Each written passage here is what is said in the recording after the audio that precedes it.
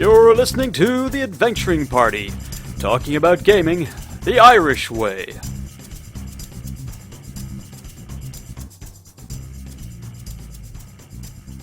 Welcome to the party. It's just me, SavageMick, this week, but to make up for the lack of more responsible hosts, I have a very special guest joining us today. Hailing from Cubicle 7 and somewhere in the depths of our beautiful Green Isle, I'm joined by Mr. Emmet Byrne, who is the lead noggin, the producer, on the Age of Sigmar Warhammer, hold on, let me get this right, the Warhammer, Age of Sigmar Roleplay, Soulbound RPG. That's it, yeah. Emmet, welcome to the party, and can I just say at the very top of this, let's get the difficult stuff out of the way, you probably need at least one other colon in there. Is there anything to be said for another colon? Yeah, well, I mean, once the actual the adventures come out, because then we'll have what's our next one? We have Warhammer Age of Sigmar Roleplay, Soulbound, Shadows in the Mist, Bloodtide. So there's like 4 colons in there. So there you go. That will probably get you up amongst the big leagues. You'll finally be a serious role-playing game. Yeah, I mean, it's handy when you're trying to meet word count. You can just throw in a few colons. Yeah. Well, thanks for joining us today, yeah, absolutely. Emmet. Thanks for having me. I'm sure you've done an awful lot of this sort of stuff over the last few months, as every podcast worth their salt has been trying to get hold of some Cubicle 7 to talk about one of your games. But you're solely responsible for Soulbound. Would that be fair to say? I wouldn't say solely, but yeah, I'm kind of the producer, project manager, whatever you want to say, on Soulbound. So myself and Dominic McDowell, who's the CEO of the company, we co-designed the system, and then I wrote kind of the more rulesy parts of it, and then we had a wider team of writers that wrote the core book, and then as we moved into our other supplements, we have a very broad team of writers and artists and editors and everything. But all credit will accumulate to you then, and we can spread the blame about as we see fit. Yeah, it's the blame that falls to me, really. Well, this is the way it is when you're sitting at the top desk. Okay, so you have a finger in absolutely every aspect of producing Soulbound. Yep. And where does that start then? I mean, where did the impetus for the game itself come from? Like, who rang who? We were lucky enough that Games Workshop came to us and asked us to make Warhammer Fantasy, the next edition of Warhammer Fantasy. So I'm sure a lot of people are familiar with Warhammer Fantasy Roleplay. So in 2018 we released the 4th edition of that. So they asked us to work on Warhammer Fantasy 4th edition and to create an Warhammer Age of Sigmar role-playing game. For those, again, who might not be aware, Age of Sigmar is the new battle game from Games Workshop. It was released in 2015, kind of from the ashes of the old world.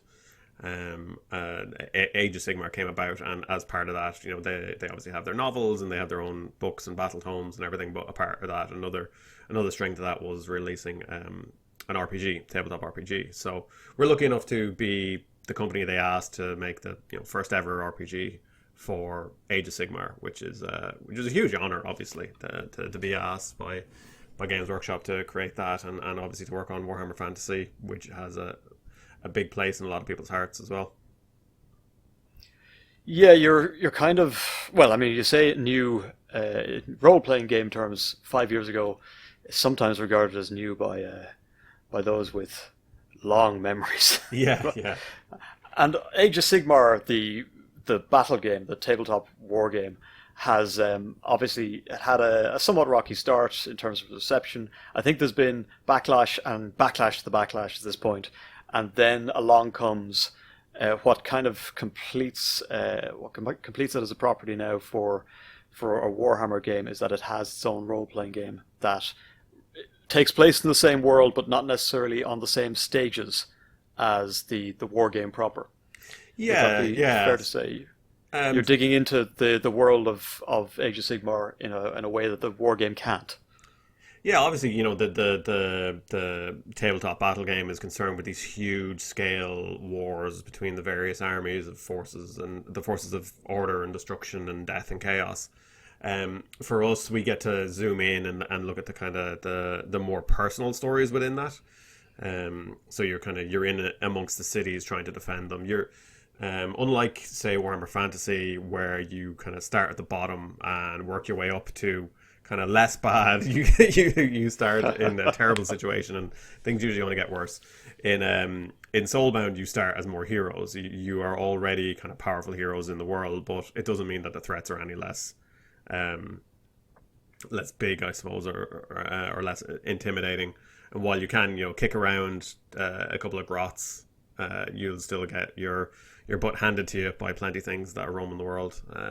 So yeah, the Soulbound gives us a chance to explore some smaller stories in Age of Sigmar, kind of aside to everything. So we have kind of city guides and things. You can go in and see how people live in the cities, and how the events of these big armies have affected them, and how people go on living in a world like that. It is an interesting kind of tension that you have there between a game that is purporting to be about the really big sort of rock album cover moments that should show up in a world like Age of Sigmar, and then having to sort of dive into some of the nitty gritty about how, as you say, normal people live. But all that's just really to generate a credible background for what should be incredible stories. Would that be fair to say? Yeah, pretty much. Like I liken the stories that we try to tell with things like Avengers and Suicide Squad and that kind of thing. And from the movies and things, you don't get as much of it. But if you've read the comic books, you do have very personal stories to the backdrop of trying to save the world from destruction. Like they're not explicit of one another. They can both happen at the same time. How the people of the world react to that. A big part of the tension in Soulbound is kind of not if you can win, but how long you can keep winning and at what cost. So what is the price of victory? You might be fine, but how many hundreds of people have died for you to, in the time it took you to save the city or stop the threat? Well, that's a really interesting way of framing the cost, because so often in role playing games it's like, well, how many hit points you've left, or how many limbs are left attached to you. But you're kind of putting it upon the players now to look at the cost of failure, not in terms of personal cost, but in terms of the cost to those that rely on them or that look to them for protection in a very dangerous world. Yeah, basically, the Soulbound themselves are this group that have been pulled together by the gods from disparate peoples, disparate mortals across the mortal realms, and kind of bound together into this group. So you don't necessarily have to like each other, you don't have to be good people, but you've been chosen by the gods for whatever reason to protect and help defend the cities of Sigmar and the world itself. We have this mechanic in it which I think drives it home for players, called Doom, which is on the party sheet that sits in the middle of the table. You have this Doom track, and it starts at 1 and it can never go below 1, but it represents this dread and this pervasive evil in the world, like demons trying to creep in at the edges, and selfishness and that kind of stuff, where people are turning on one another. And if the party fail, or if they choose to ignore something, this doom can go up, and it has a very real impact on the world and the actual players. So it has a narrative impact where you might see it where, if doom is low, the world is pretty okay, people are walking around going about their daily lives. As it starts to go up, you have the situation where you might see kind of tension and fighting in the streets, and then if it keeps going up, you could see outright murder in the streets as people start to turn on one another. From a mechanical point of view, you'll have things like, okay, well, this enemy does plus doom damage, so whatever the damage is, they do an extra amount of damage equal to the doom. So you have this, it works as a mechanical thing and it works as a narrative thing, and it helps. It's sitting in the middle of the table in front of the players, if you're sitting on it around a table, or if you're playing digitally, obviously. it is just that constant threat that's always there. So it feels like you always need to keep moving and keep fighting and keep trying to push back that darkness. So from the player's perspective, like the state of the world is very much in their hands. It's up to them to drive down that pervading sense of dread. Yeah, absolutely. Yeah. It's interesting. You've got a mechanical reflection there of sort of collective responsibility. Now I know, like there's very interesting things mechanically about Age of Sigmar, and I have to say, personally, I admire that drive to keep it simple without making it simplistic. But would you say there's any sort of philosophical or ethical, moral sort of arrow guiding the mechanics of this game, or the way you're choosing to present how players should engage with threats and what the consequences are? Is that so? I mean, it very much strikes me that without begging the question too much, that you're sort of presenting a mode of play that says, look, it's up to you because no one else can do it. And if you don't do it, no one else will. Yeah. Here are the consequences. Yeah. Is that something you're kind of actively trying to foster through the game, or is that sort of just a consequence of interesting rule set? No, it's something that we definitely looked at. I mean, if you look at, say, our other lines, so we have Warhammer Fantasy and we have Warhammer 40k. We make Wrath and Glory as well. We picked it up from Ulysses, and now we're developing that as well. So if you look at those worlds, they're different to Age of Sigmar. And one of the questions we got from people was, why didn't we just use the same rule system as Warhammer Fantasy? But they're very different types of games, and there's a very different feeling to how you play. For Warhammer Fantasy, you start from the dirt. You're kind of that peasant level, like I would say level 0 in something like D&D terms. You're not even a character class yet, and you're working your way up. In 40k, you're kind of crushed under the boot of the Imperium, and it is just unending war. Age of Sigmar has that shred of hope, where you can actually make a difference, and the dawn of the Age of Sigmar brought back hope to the people, but it's at risk of being extinguished. And by taking on the role of Soulbound, you can help foster that hope and actually make a difference in the world. So we wanted people to feel heroic when they're playing. So you have like even the choice of what we did, D6 dice pools, rolling a lot of dice feels good. 6-sided dice would be familiar to anyone coming from the battle game and to anyone who's played just a regular, family board game. Throwing a lot of those rounds feels good, just to be able to throw a chunk of dice around. But then we have like this Doom and Soulfire, and we have a mechanic where you can sacrifice yourself for the greater good and all that kind of stuff. So it's definitely a choice we made to make you feel like big damn heroes, basically. It's an interesting place Put that to in the be. box. Yeah. That the old Firefly thing. And of course, the way you get buy-in by the players through the rumor, fear, threat pipeline. That's, again, I think it's very elegant. Do you have anything to say about that? How did it come about, or does it kind of just pop out of the needs of the game? Yeah, we wanted people to be able to have these multiple threads of threats, and it gives the GM a bit of a way to see what players are going to engage in. But it was that idea that things are always progressing. The world goes on around you, and it will... these things are going to escalate, whether you engage with them or not. And it's up to you to try and engage with as many as you can. You're probably not going to be able to stop them all. That was sort of inspired by Apocalypse World. I'm not sure if you ever played Apocalypse World. Yeah. The Agendas, is it? I can't remember, God. It's been a few years. XCOM is also sort of coming to mind for me. It feels like a series of clocks that are ticking down, and you can only address so many at any one time. Yeah, you have multiple ticking clocks, and you have to pick your battles. One of the things, depending on how cruel your GM is. Yeah.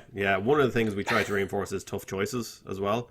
Right. There might be instances of black and white and right and wrong, but it's those tough choices that are going to make the game memorable. And trying to balance that, and everyone's going to have their own motivations and things like that. So it's how do you come to the right conclusion, having that kind of weight put on you as well. Well, these are the hard choices anyone's worth making when we play as heroes.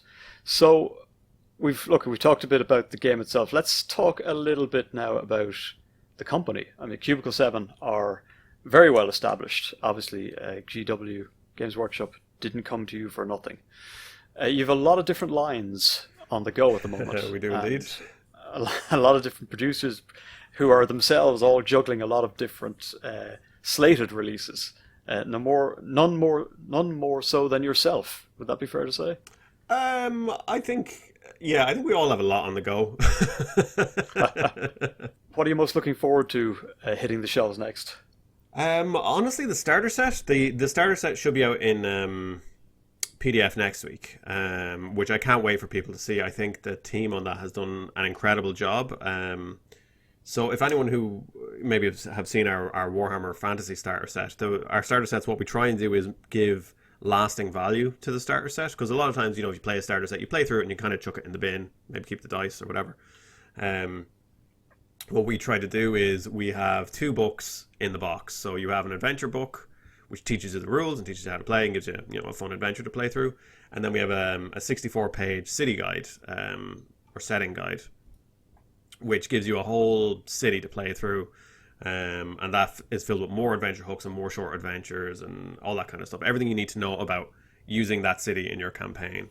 The box will then also have handouts for rules reference, and it has a party sheet and tokens for tracking Soulfire and Doom, and you'll have dice and all that kind of stuff. So we try to give a bit more lasting value with the starter set. But yeah, I can't wait for people to see the city of Brightspear, which is where it's set. It's a brand new city set in the Great Parch, which is the Realm of Fire, created by us and our in-house team. I think it's a really, really interesting city. I think people will get a lot of fun out of it.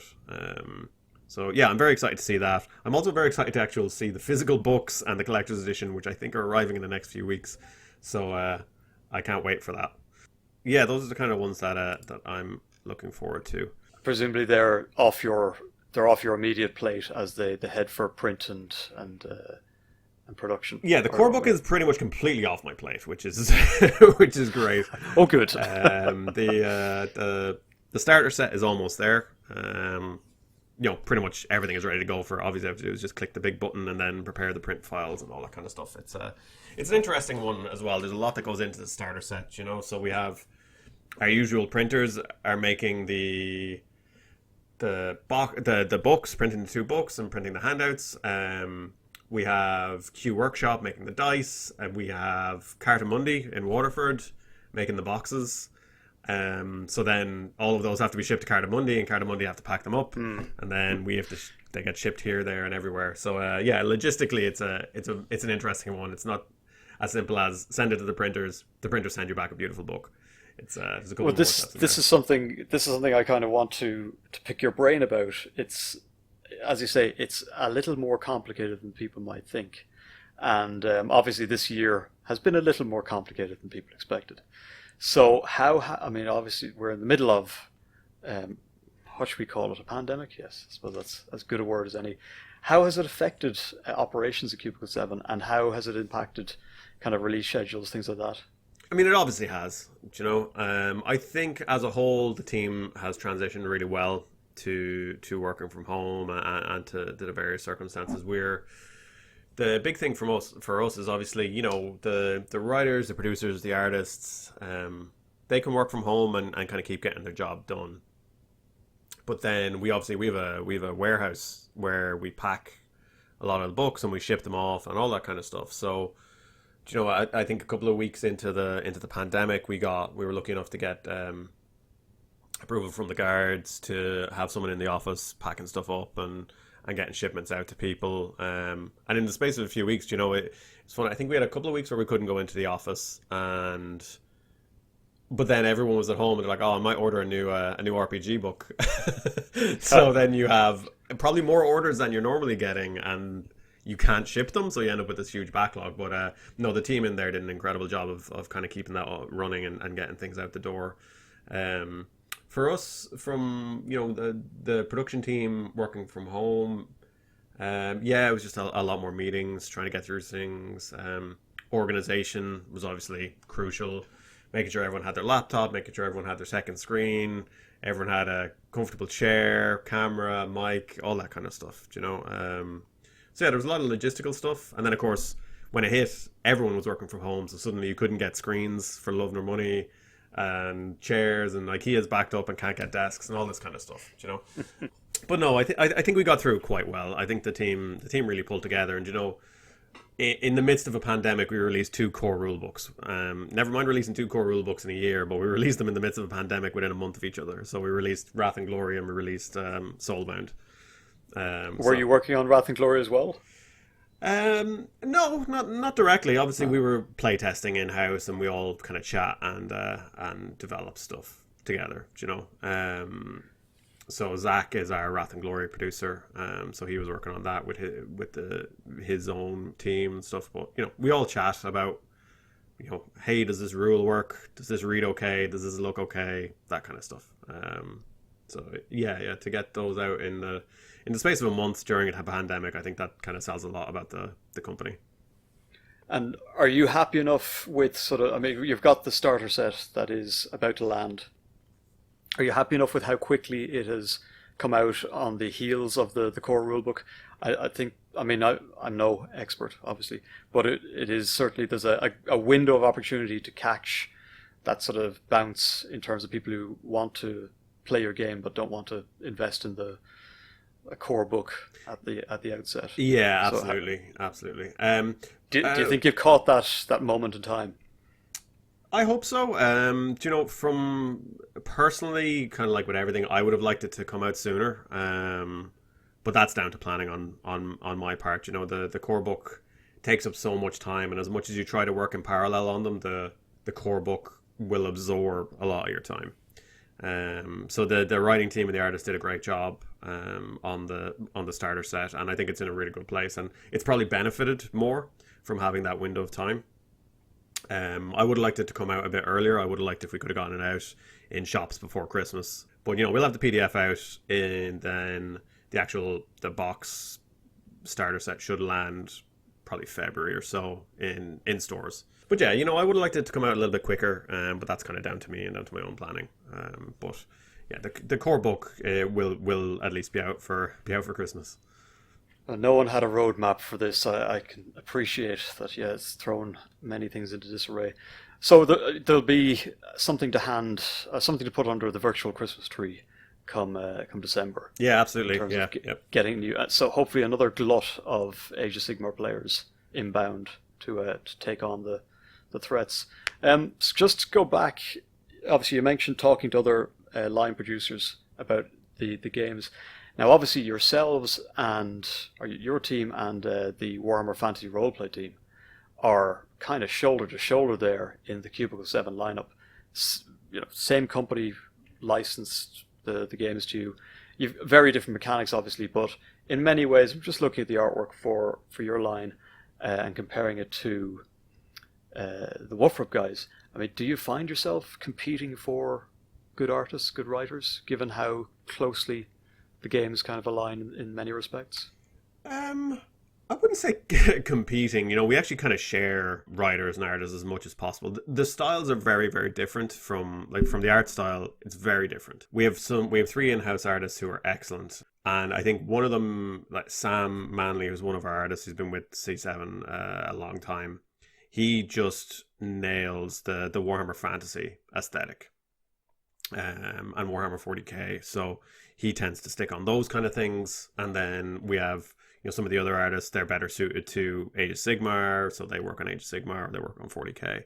But then external artists, we have, God, I think something like 50 or more external artists that we use, or that we maybe have on our docket, or whatever you want to call it. But yeah, if we think someone will be suitable to go across the lines, we absolutely share them, because you know, there's a big demand for good artists, so we want to make sure that we can just keep feeding them work. And same with writers. You know, a lot of people, I think with Age of Sigmar at the start, it was actually difficult to find writers because not a lot of people knew much about Age of Sigmar.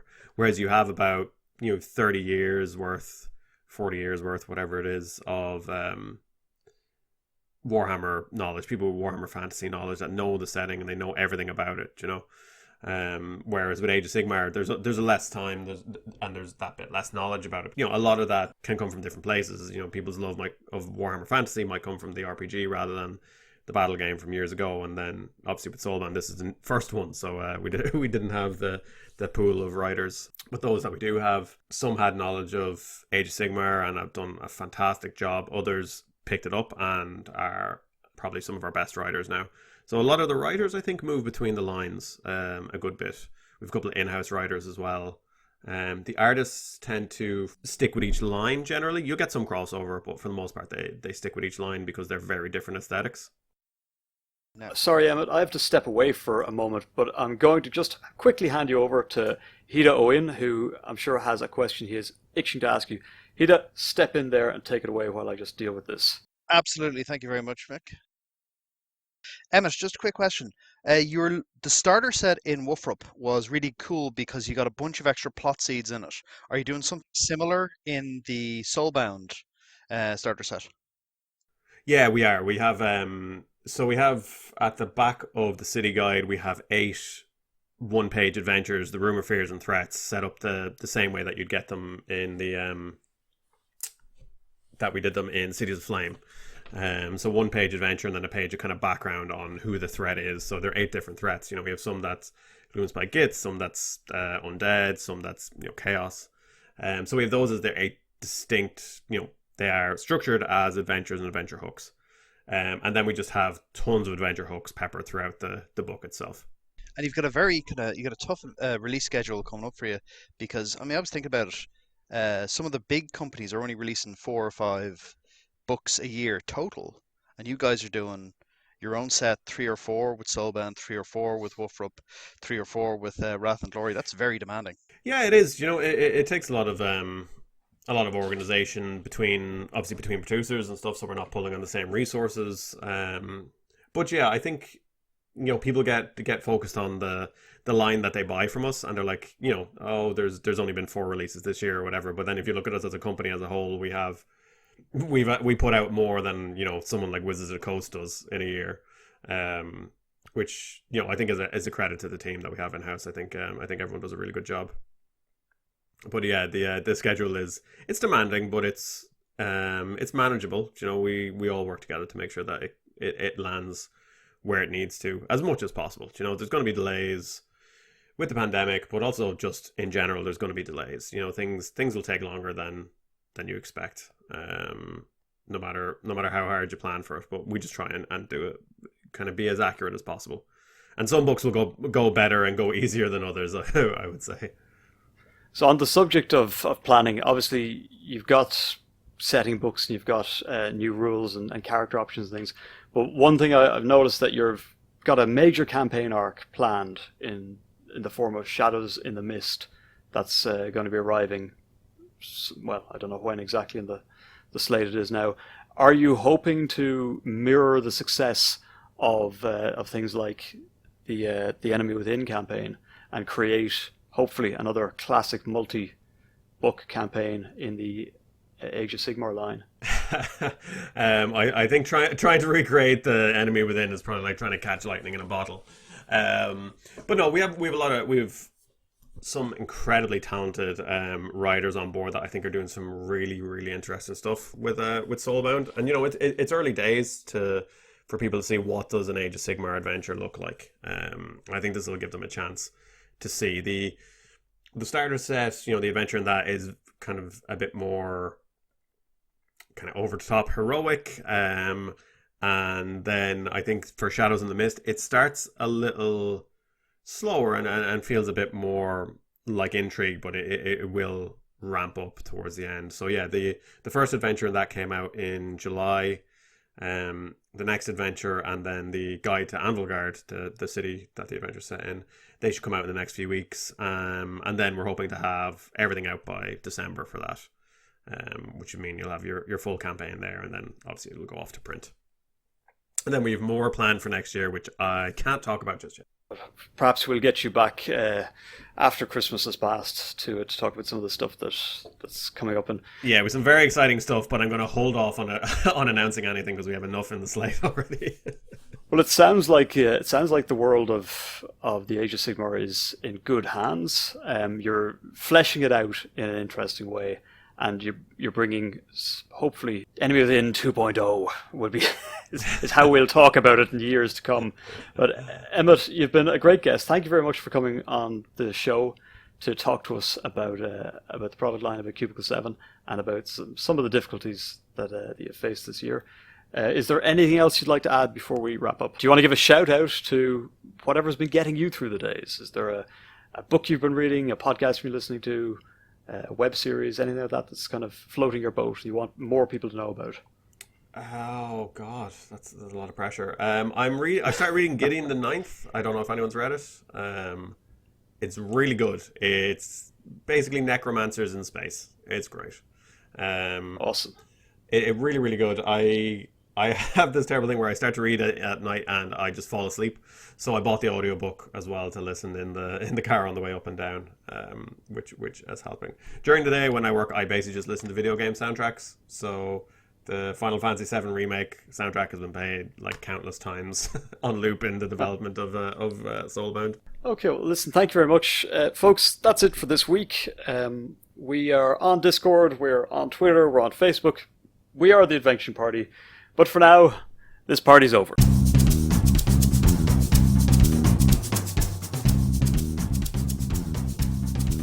Thank you for listening to the Adventuring Party.